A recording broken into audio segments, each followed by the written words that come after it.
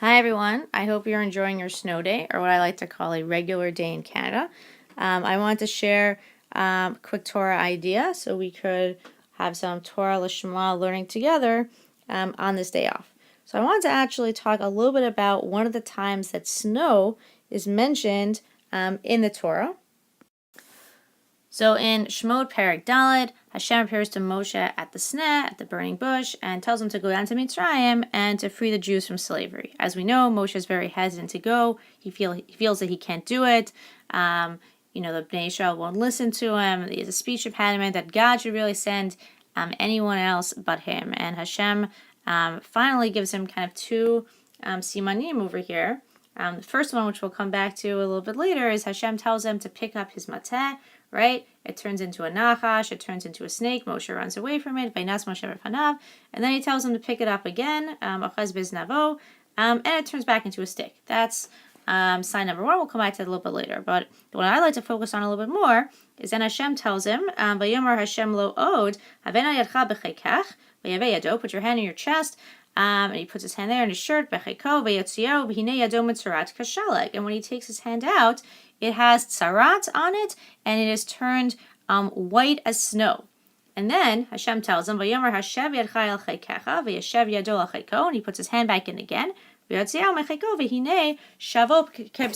his hand goes back to being normal. So what exactly is this connection over here to having his hand turn white as snow and turning onto tsarat? So I want to share a very kind of powerful idea from Rav Amnon Bazak, who is a teacher of Tanakh at Yeshivat Har Etzion. He connects this to two other cases of tsarat in the Torah, that of Miriam, and then later on in Divrei Hayamim of Uziyahu. So let's look at these two cases as well. So in Bamidbar Perek Bet, we have a story that we're probably familiar with, where Miriam and Aaron speak Lashon Hara against Moshe. They don't understand why Moshe had to separate from his wife in order to be a Navi, when they did not separate from their spouses to be a Navi, to be Nevi'im, and Hashem is very angry, and he calls Moshe, Aaron and Miriam suddenly to the Ohel Moed, and they get there, and then Miriam and Aaron are publicly rebuked, and it says here in Pasuk Tet, right, Hashem was very angry, and Hashem bam v'yelach, and all of a sudden, Vadan sar me'al ha'ohel v'hinei Miriam mitzorat kasheleg. And all of a sudden, the cloud goes away, and Miriam also has tsarat, white as snow. So why exactly here, right, has she also gotten tsarat? So the common denominator that Razak points out, that it's also what Rashi says, we're probably familiar with, is that tsarat is really a punishment for Lashon Hara. But the question really is why, and can we go a little bit deeper here? And what Rav Bazak explains is that really tsarat comes as kind of an equalizer in cases where people are being very arrogant and think they're greater than they actually are. So, for example, in this case, right, there's a sense of kind of arrogance or hubris with Miriam, where, again, kind of equating herself on Moshe's level and thinking that she is really greater than she is.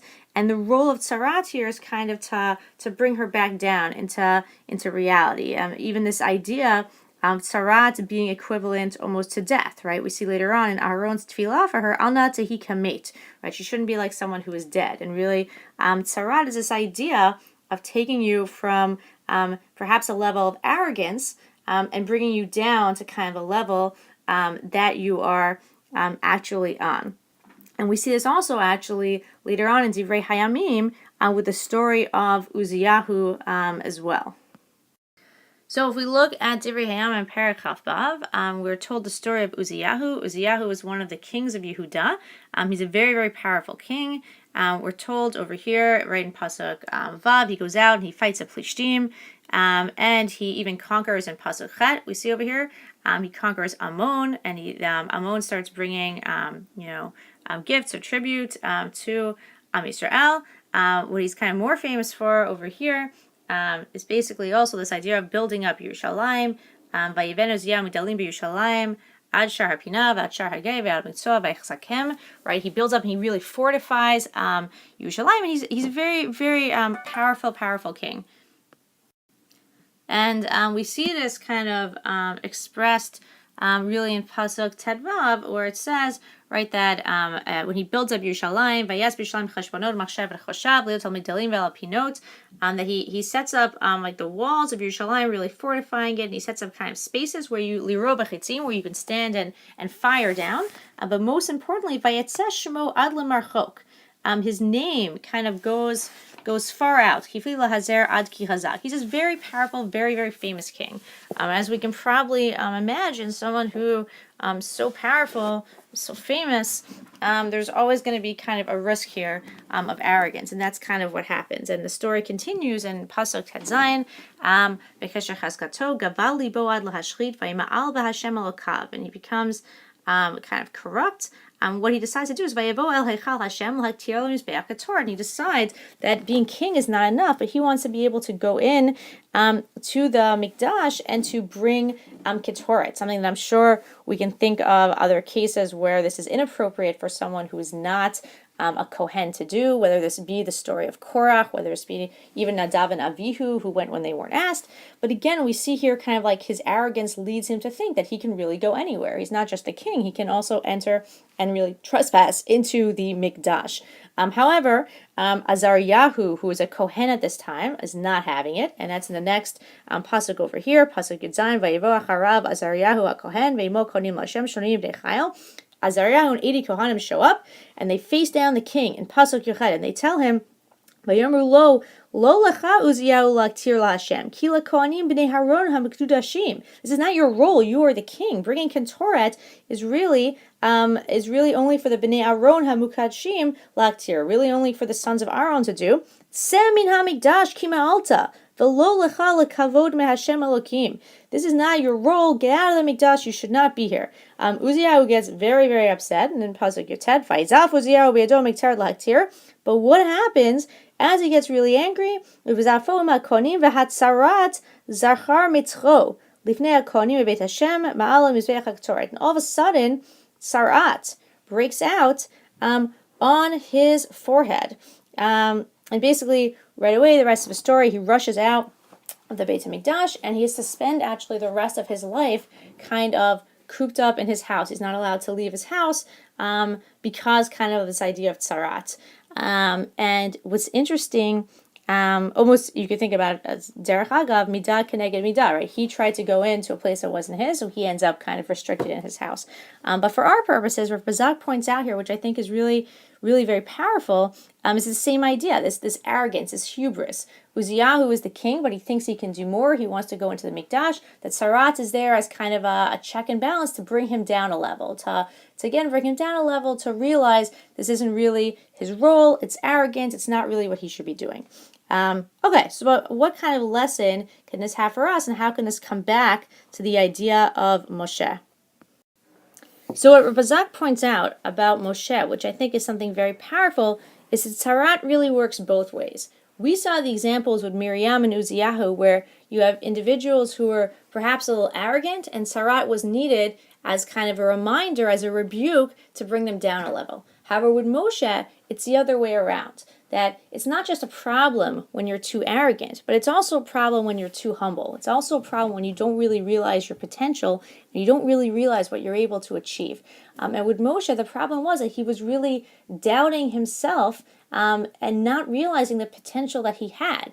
It wasn't arrogance, but the opposite of that is also can also be a negative thing, not realizing your potential and what you can accomplish. And Tzarat is something that kind of shows you a change in levels. And the reason why one of the signs that Hashem gave Moshe was for his hand to turn to Tzarat was almost a rebuke to Moshe as well, or a reminder that really he's on a different level. Like he's able to accomplish this. He's able to go down to Mitzrayim and to take the Jews out. And he shouldn't really doubt himself. And I thought that was just a powerful kind of reminder that it's not just an issue of arrogance, but also that it's important for us to not be too humble and to realize our potential as well. This actually matches well with a different idea I heard from a teacher at Pardes, a school in Israel, Rav Meir Schweiger, who looks at kind of the whole context of that parak and talks a little bit about the other sign as well. If you think about the other sign, here we can go to some clip art. he points out that the idea of the snake, or the first sign, is traditionally seen by different Mefarshim, including Rashi, as almost a rebuke to Moshe about speaking Lashon Hara about Am Yisrael, about not believing that Bnei Israel were going to be able to be taken out of Mitzrayim, of underestimating them. And perhaps that's really the whole scene with the sneh as a rebuke to Moshe of the bush, that this idea that, the bush is surrounded by fire, but it's not consumed, that Am Yisrael may be enslaved in Egypt, but they haven't lost that spark, and don't underestimate them. But where Schreiger points out, which is, I think, an idea that really meshes with everything we've been saying, is the symbol of Nachash is not just a rebuke to Moshe for underestimating Bnei Israel, but it's a rebuke to Moshe for really underestimating himself, and for almost speaking Lashon Hara about himself, that he wasn't going to be able to accomplish his mission. He wasn't up to the challenge. I think that's a very powerful idea, to be careful about saying Lashon Hara about yourself.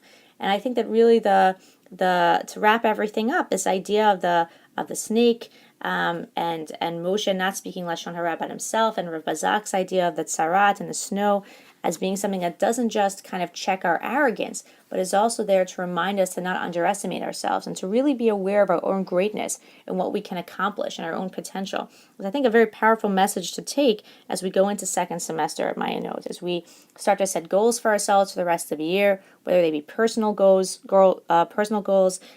religious goals, academic goals, and really not underestimating ourselves and being aware of our own greatness and what we can accomplish.